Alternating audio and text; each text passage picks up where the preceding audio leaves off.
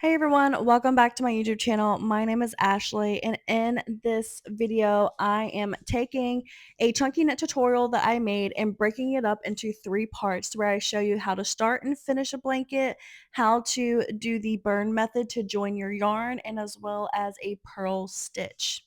Now, if you're watching these short clipped tutorials, I actually have this exact blanket from the start to the finish on a full in-depth tutorial on my YouTube channel. So go check that out if you want to make this exact blanket for yourself.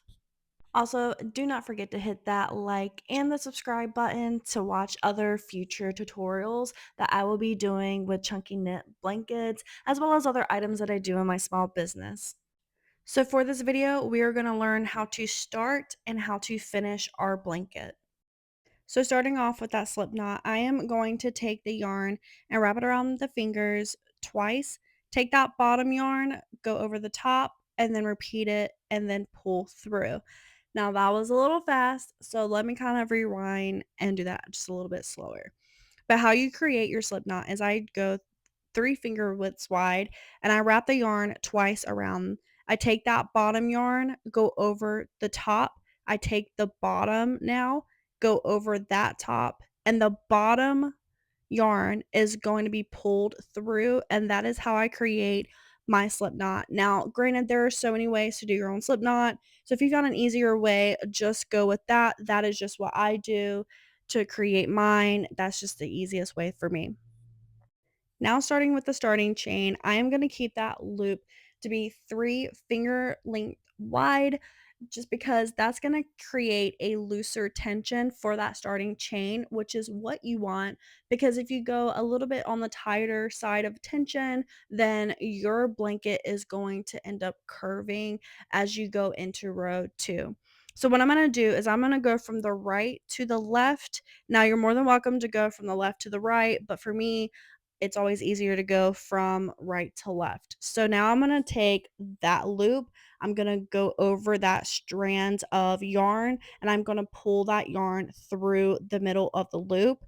So you see me do that again. So let's kind of rewind again. So I'm going to take that loop and I'm going to set it on top of the strand of yarn, and I'm going to pull that yarn through the middle of that loop, creating one chain. And then you're just going to repeat that process until, for this pattern, included 22 chains. So I'm going to take that loop, set it on top of the strands, and then I'm going to pull that strand of yarn through. And then that is how you create, again, the starting chain. Now, this starting chain sometimes gets to me, and I feel like I have to restart and try again, restart and try again, just because I am still trying to get my tension correct. That way, again, usually have a tighter tension with my knitting as well as my crocheting. So, for me to have to force myself to have a looser tension is so hard for this starting chain. But just know that it is okay. Like, if you have to start over and unravel some of those chains to just get the perfect tension, then do that because it really is going to have a better outcome for the blanket as you go up into the rows.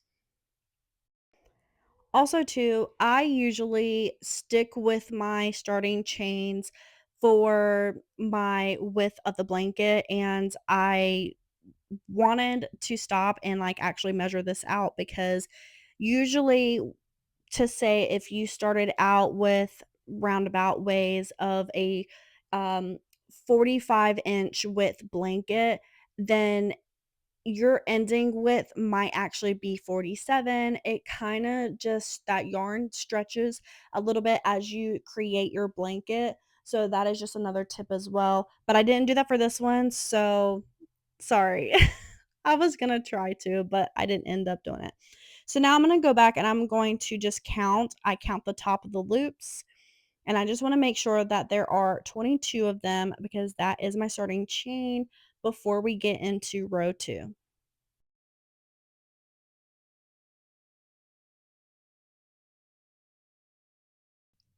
Going into row 2, I am going to take that last loop and I am going to flip it up, and that is how I create my second row. Again, I'm just double counting that I will have 22 loops. When I do it this way, I'm always recounting my loops just to make sure I haven't missed any loops. I haven't added any loops throughout the entire blanket, so you'll see me do that as well. So now I'm going to take the yarn and I'm going to take it from the left side and direct it towards the right, because you want your yarn to be going in the direction that you are going as well. So now as I go up again, I'm going to take that last loop and I am going to flip that up,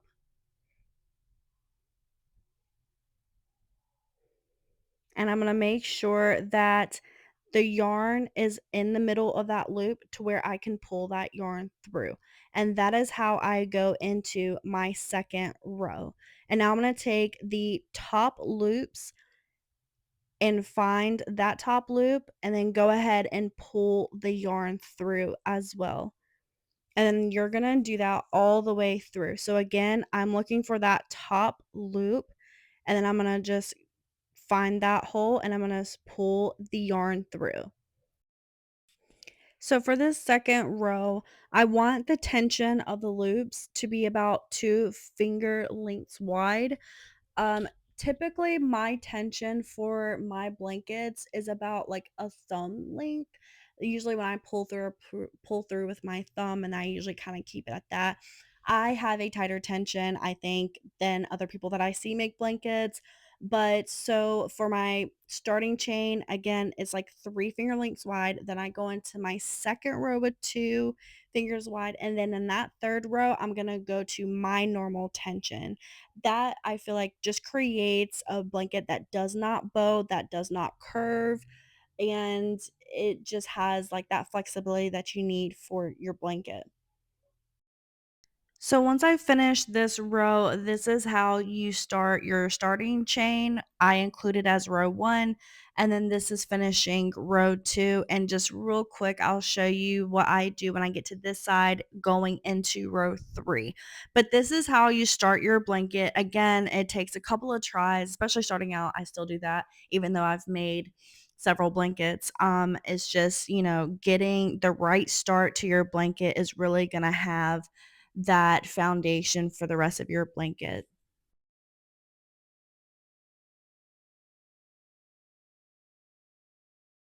Now that I'm at the last loop of row two, going into row three, I'm just going to take that last loop and loop up and pull through.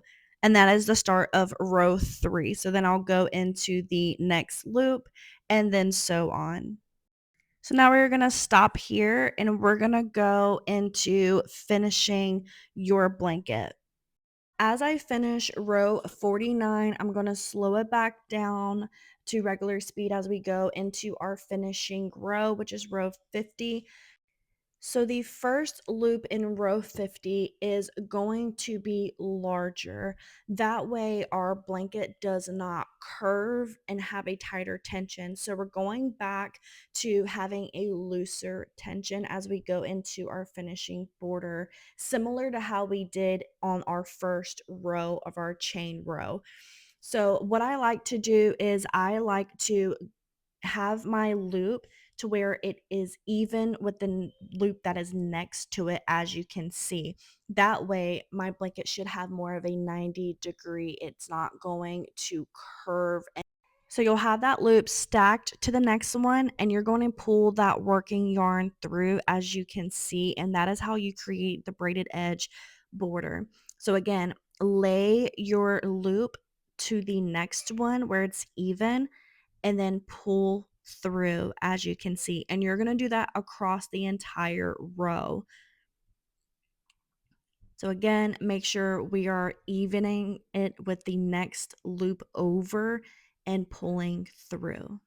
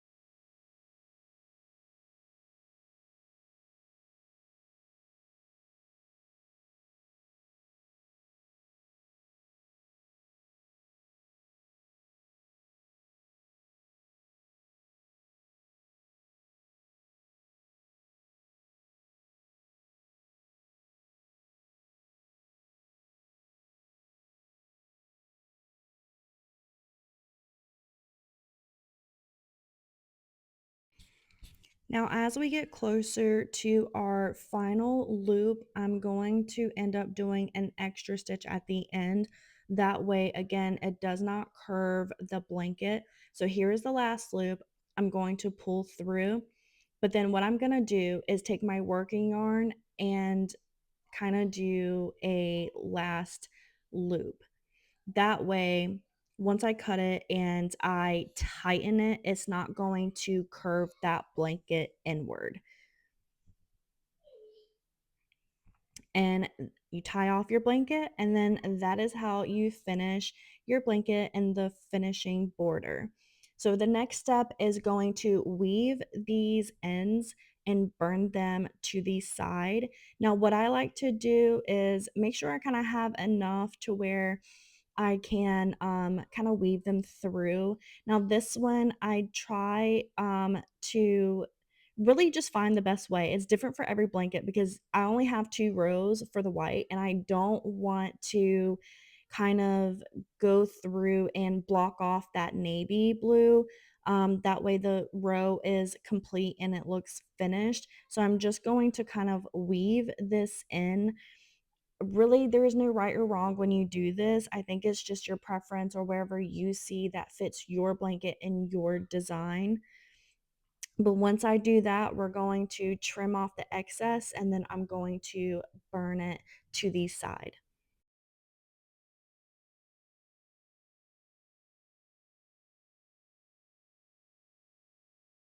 Now, a trick that I like to use for burning the ends is finding that middle piece of the yarn. You want to kind of work through all the fluff of the yarn and find that core piece because that is what securely fuses the yarn together. So by the time you find that, then you're going to light the other end and you're going to fuse it into the side of the yarn. Whereas when you're joining yarns together, you're taking 2 ends together. You're going to take one end and fuse it to the side. So make sure you find that middle piece. So what I'm going to do is, and also too, like, make sure that you are being careful because I feel like when you are fusing it this way, I always burn myself somehow. But just be careful. And again, making sure you feel it fuse. And at the end, you always want to do that pull test because sometimes I just don't get it right. And maybe it's me, but I always want to make sure that we are fusing it correctly and it's not going to come undone. And then you'll do this one more time, which I forgot to film, but you'll do it for the beginning for when you first started your blanket. Thank you so much, guys, for watching this tutorial. I hope that it helps you while you're trying to make your own chunky knit blanket. Now, if you watch this video all the way through, I always like to have an emoji in the comment section, so please leave a blue heart. Again, if you want to make this exact blanket, go check out my full in-depth tutorial.